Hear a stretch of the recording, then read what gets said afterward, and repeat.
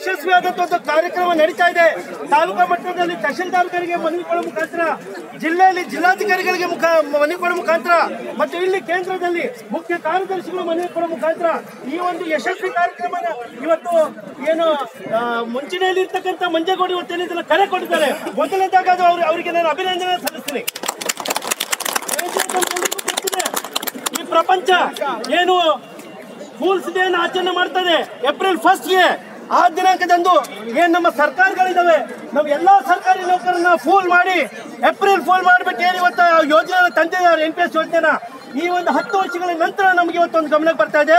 ಅದು ನೌಕರಿಗೆ ಪೂರಕವಾಗಿಲ್ಲ, ಮಾರಕವಾಗಿರುತ್ತೆ ಅಂತಕ್ಕಂಥದ್ದು. ಇವತ್ತದ್ರಲ್ಲಿ ತಾವು ಗಮನಿಸಿರ್ಬೋದು, ನಮ್ಮ ಸಂವಿಧಾನದಲ್ಲಿ ಇರ್ತಕ್ಕಂಥದ್ದು 3 ಒಂದು ಮುಖ್ಯವಾದಂತ ಮಹತ್ವದಂತ ಸ್ತಂಭಗಳಂದ್ರೆ ಕಾರ್ಯಾಂಗ, ನ್ಯಾಯಾಂಗ ಮತ್ತು ಶಾಸಕಾಂಗ. ಇವತ್ತು ನ್ಯಾಯಾಂಗದವ್ರನ್ನ ಅದರಿಂದ ಆಚೆ ಇಟ್ಟಿದ್ದಾರೆ, ಮತ್ತು ಶಾಸಕಾಂಗದವ್ರನ್ನ ಅದರಿಂದ ಆಚೆ ಇಟ್ಟಿದ್ದಾರೆ NPS ಯೋಜನೆಯಿಂದ. ಕೇವಲ ಕಾರ್ಯಾಂಗದವ್ರಿಗೆ ಏನ್ ಮಾಡಿದ್ದಾರೆ, ಈ ಒಂದು ಯೋಜನೆ ಅಡಿಯಲ್ಲಿ ತಗೊಂಡು ಬಂದು ನಮ್ಮನ್ನೆಲ್ಲ ಬಾವಿಗೆ ತಳ್ಳಿ ಆಳ ನೋಡ್ತಕ್ಕಂಥ ಕೆಲಸ ಸರ್ಕಾರ ಮಾಡಿದೆ. ಹಾಗಾಗಿ ಸ್ನೇಹಿತರೆ, ಇದೇ ಲಾಸ್ಟ್ ವೀಕಲ್ಲಿ ನಮ್ಮ ಮಂಜೇಗೌಡರು ಒಂದು ಒತ್ತಡದ ಮೇರೆಗೆ, ರಾಜ್ಯ ನೌಕರ ಸಂಘದ ಒತ್ತಡದ ಮೇರೆಗೆ ವೇತನ ಆಯೋಗದ ಅಧ್ಯಕ್ಷರಿಗೆ ನಾವು ಮನವಿ ಮಾಡಿದ್ವಿ. ಈ NPSಗೆ ಒಂದು ತಿಲಾಂಜಲಿಯನ್ನು ಹಾಡಬೇಕು, ಈ ರಾಜ್ಯದಿಂದ NPS ತೊಲಗಿಸಬೇಕು ಅಂತ. ಆ ಒಂದು ಒತ್ತಡದ ಮೇರೆಗೆ ವೇತನ ಆಯೋಗದ ಅಧ್ಯಕ್ಷರು ಇದೇನು NPS ಯಾರು ಈ ಯೋಜನೆಯನ್ನು ಅನುಷ್ಠಾನಕ್ಕೆ ತಂದಿದ್ದಾರೆ ಅಥವಾ ಇದನ್ನೇನು ರಾಷ್ಟ್ರ ಮಟ್ಟದಲ್ಲಿ ಇಂಟ್ರೊಡ್ಯೂಸ್ ಮಾಡಿದ್ದಾರೆ, ಅವ್ರ ಹೆಸರು ಪ್ರೊಫೆಸರ್ ಅಜಯ್ ಶಾ ಅಂತ. ಅವ್ರ ಜೊತೆಗೆ ಒಂದು ಸಂವಾದವನ್ನು, ಒಂದು ಮುಖಾಮುಖಿ ಚರ್ಚೆಗೆ ಒಂದು ಅವಕಾಶವನ್ನು ಮಾಡಿಕೊಟ್ರು. ಅವ್ರನ್ನ ಅಲ್ಲಿ ಕರೆತಂದ್ರು. ಅಲ್ಲಿ ನಾವು ಮತ್ತೆ ಮಂಜೇಗೌಡರು ಬಹಳ ಸಮರ್ಥಕವಾಗಿ ಇದನ್ನು ವಿರೋಧಿಸಿದ್ವಿ. ಮತ್ತೆ ನಮ್ಮ ಎಲ್ಲ ವಿಚಾರಗಳನ್ನ NPS ನೌಕರ ಪರವಾಗಿ ನಾವು ಆ ವಿಚಾರಗಳನ್ನ ಮಂಡಿಸಿದ್ವಿ.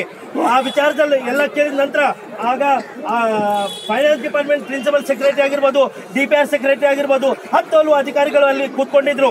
ನಮ್ಮ ಚರ್ಚೆನ, ನಮ್ಮ ವಾಗ್ವಾದನ ಅವ್ರಿಗೆ ಕೇಳಿದ್ರು, 2 ಕಡೆಯಿಂದ ಕೇಳಿದ್ರು. ಅವರು ಯಾರು ಇದನ್ನ ಇಂಟ್ರೊಡ್ಯೂಸ್ ಮಾಡಿದ್ದಾರೆ ಅಜಯ್ ಶಾ ಅವರು ಹೇಳಿದ್ರು, ಇಲ್ಲ ಇದು ಅತ್ಯುತ್ತಮವಾದಂಥ ಯೋಜನೆ ಅಂತ.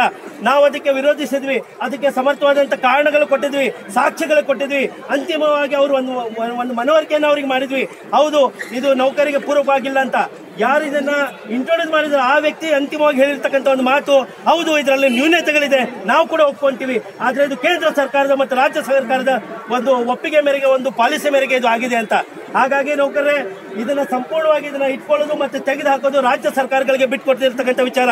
ಡಿಸ್ಕ್ರಿಷನರಿ ಪವರ್ ಸಂಪೂರ್ಣವಾಗಿ ಲೆಫ್ಟ್ ವಿತ್ ಸ್ಟೇಟ್ ಗೌರ್ಮೆಂಟ್ ಅಂತಕ್ಕಂಥ ಒಂದು RTI ಮಾಹಿತಿಯನ್ನು ಕೂಡ ಕೊಟ್ಟಿದ್ದಾರೆ.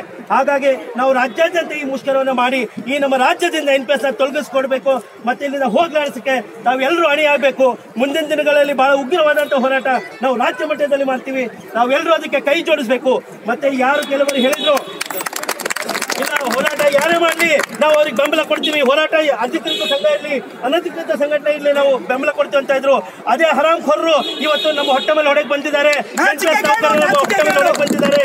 ಸ್ನೇಹಿತರೆ, ನಮ್ಗೆಲ್ಲ ಗೊತ್ತಿರಬಹುದು, ನಾವು 14 ಕಡೆ ಹೇಳಿದ್ರೆ ಹೋರಾಟ ಯಾರೇ ಮಾಡಲಿ ಸರಿಯಾದ ದಾರಿಯಲ್ಲಿ 97 ಇಯರ್ಸ್ ಇತಿಹಾಸವುಳ್ಳಂತ ರಾಜ್ಯ ನೌಕರ ಸಂಘದ ಅಡಿಯಲ್ಲಿ ನಾವು ಈ ಹೋರಾಟದಲ್ಲಿ ಯಶಸ್ವಿ ಆಗ್ಬೋದು ಹೊರತು ಇನ್ಯಾವುದೋ ರಿಟೈರ್ಡ್ ಆದವನಾಗ್ಲಿ, ಇನ್ಯಾವನೋ ದಲ್ಲಾಳಿಗಳ ಮುಖಾಂತರ ಆಗ್ಲಿ ಈ ಹೋರಾಟನ ಯಶಸ್ವಿ ಮಾಡೋಕ್ಕಾಗೋದಿಲ್ಲ. ಅದಕ್ಕೊಂದು ಇತಿಹಾಸ ಇರ್ತಕ್ಕಂಥ ಸಂಘಟನೆ ಬೇಕು, ಸರ್ಕಾರದಲ್ಲಿ ಮಾನ್ಯತೆ ಇರ್ತಕ್ಕಂಥ ಒಂದು ಸಂಘಟನೆ ಬೇಕು.